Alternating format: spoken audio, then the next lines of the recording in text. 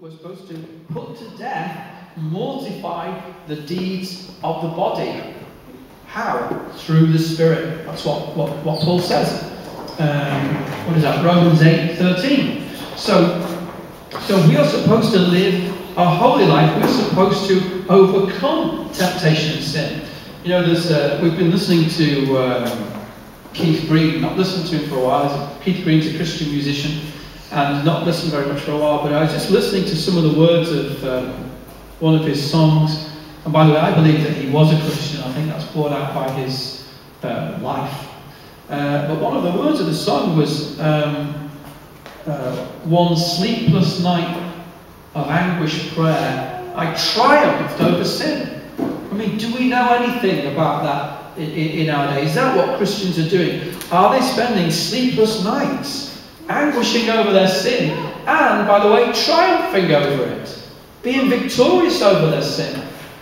You know, that's what the tenet of the Bible is about. And of course, Keith Green's mentor was Leonard Ravenhill. You know, and so that's what he was taught by these older guys, you know, who understood that you're supposed to resist temptation, who understood that the Christian walk is a fight. You know, we sung some of those old hymns, stand up for Jesus. That reminds me when I was at school, junior school, singing that hymn. I didn't know what it meant really at the time. But when you read it in the context of what it's saying about the Bible, it's being serious. It's saying, look, stand up.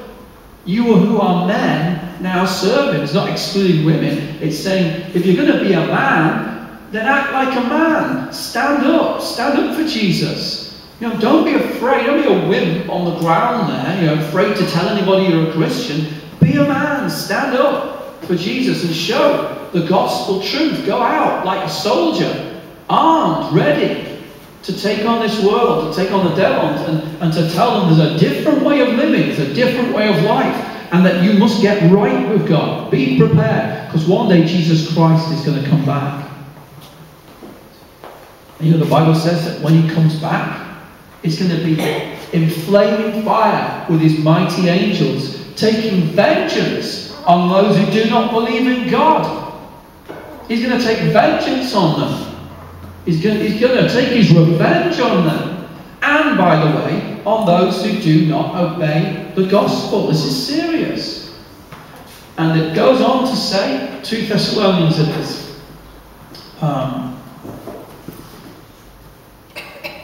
2 Thessalonians 1, verses 7 to 9. Look for yourself. And he says, he talks on about those who are not obeying the gospel, those who don't believe in God, they shall be punished with everlasting destruction from the presence of the Lord and from the glory of his power.